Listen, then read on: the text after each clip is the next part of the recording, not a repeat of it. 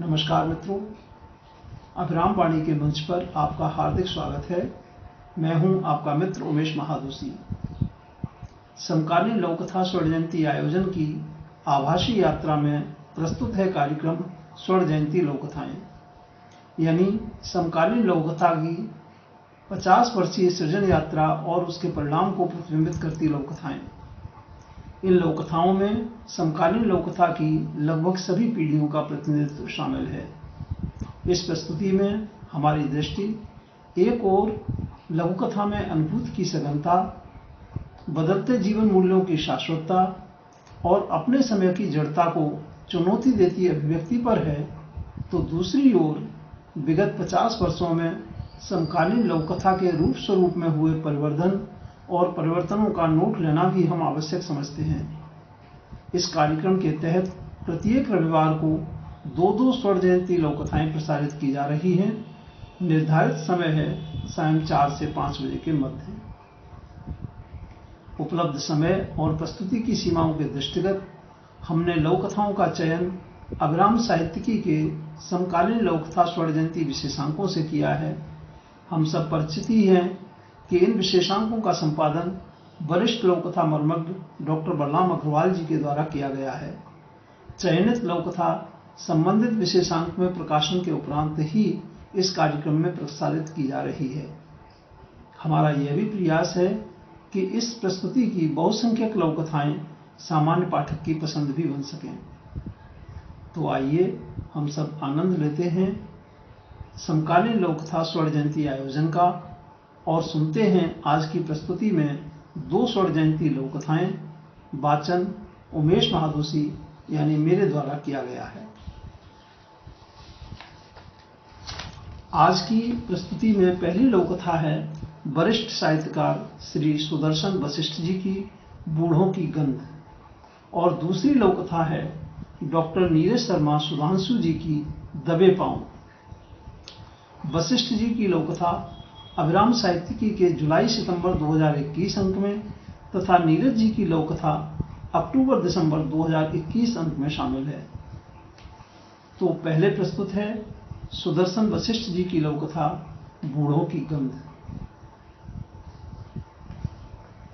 एक उम्र बीत जाने के बाद बूढ़ों से एक अलग प्रकार की गंध आने लगती है। यह गंध बूढ़ों के आसपास मोह ममता की भांति फैली रहती है। कोई बूढ़ा इस गंध से बच नहीं सकता। यद्यपि इस गंध से बेटे बहुएं बचना चाहती हैं, जहां बूढ़ा बैठता है उस जगह के आसपास से संतानों को चिढ़ होने लगती है। ऐसी गंध जब दादाजी से आने लगी तो वे सरकारी मकान के स्टोर वाले कोने में दुबके से रहने लगे। जब सभी ऑफिस या स्कूल चले जाते, वे धीमे धीमे सहमे सहमे निकलते और पालतू तोते की तरह आहिस्ता आहिस्ता फर्श पर पांव रखते चलते। जब मैंने होश संभालने के बाद दादाजी को जाना पहचाना, उनमें यह गंध समा चुकी थी। उनके कपड़ों, उनके शरीर से यह गंध बराबर आने लगी थी। पिताजी उन्हें गांव से शहर ले आए थे। जब घर में खास मेहमान आते, दादा स्टोर वाले कमरे में छिपे रहते। कभी हम बच्चे उन्हें बाहर लाने की कोशिश भी करते, तब भी वे नहीं आते। न जाने क्या संकोच या डर उनके मन में घर कर गया था। एक बार स्वीटी के बर्थडे पार्टी में हम उन्हें जबरदस्ती बाहर ले आए। उनके बाहर आते ही बच्चे सहम गए, उनका नाच बंद हो गया। बड़े तो जैसे फ्रीज हो गए। वे सोफे पर बैठे ही थे कि कुछ बच्चे चिल्लाए, फाउल स्मेल, फाउल स्मेल। ये स्मेल कहां से? सभी ने नाक मुंह सिकोड़ ली। दादाजी ने गंध समेटनी चाहिए। गंध का प्रवाह भी कोई रोक पाया है क्या? यह थी लघुकथा बूढ़ों की गंध। और अब प्रस्तुत है डॉक्टर नीरज शर्मा सुधांशु जी की लघुकथा दबे पांव।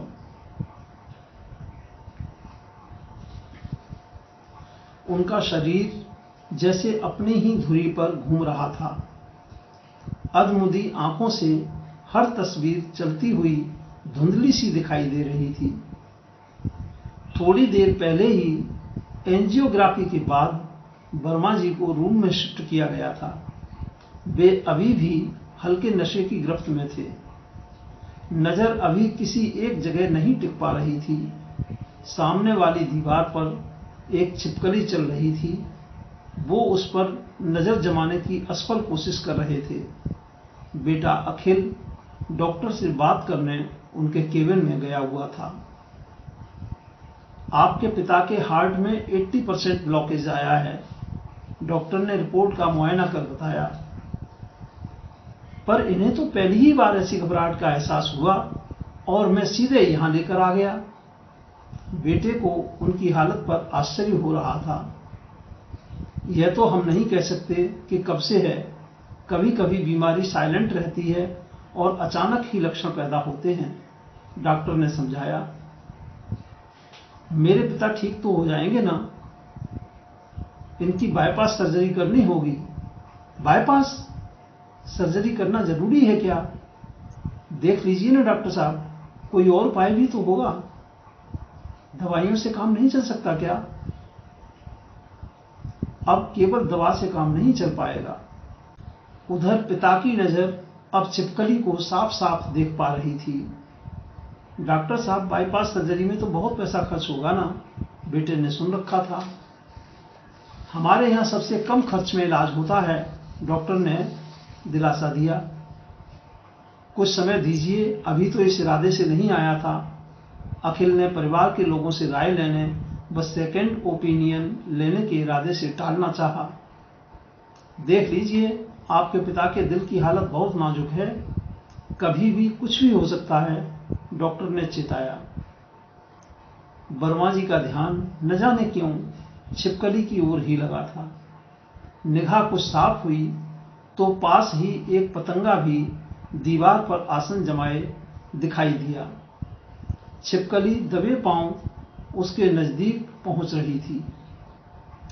पैसे का इंतजाम भी तो करना होगा, इतने पैसे लेकर नहीं चला था मैं, उसने समस्या से अवगत कराया। पैसे का क्या है, उन्हें भर्ती कर दीजिए, व घर खबर कर दीजिए या ऑनलाइन पेमेंट कर दीजिए, क्रेडिट कार्ड से भी चलेगा।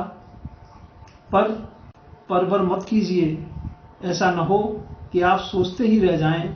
और अचानक नर्स ने आकर बताया, सर इनके पेशेंट का ब्लड प्रेशर फिर से काफी बढ़ गया है। ओह, कंडीशन बिगड़ रही है, जल्दी सोच लीजिए, डॉक्टर ने जल्द निर्णय लेने को कहा। अखिल को कुछ नहीं सूझ रहा था। उसने घबराकर उनके सामने हाथ जोड़ लिए। डॉक्टर साहब, कुछ भी करिए, बस मेरे पिताजी को ठीक कर दीजिए। छिपकली ने आखिरकार फुर्ती से शिकार को दबोच ही लिया। तो यह थी डॉक्टर नीरज शर्मा सुधांशु की लघु कथा दबे पांव। इसी के साथ हम लेते हैं आपसे विदा। आगामी रविवार को 2 और स्वर्ण जयंती लघु कथाओं के साथ फिर होगी मुलाकात। समकालीन लघु कथा स्वर्ण जयंती की हार्दिक शुभकामनाएं। अपना और अपनों का बहुत ध्यान रखिएगा। नमस्कार मित्रों।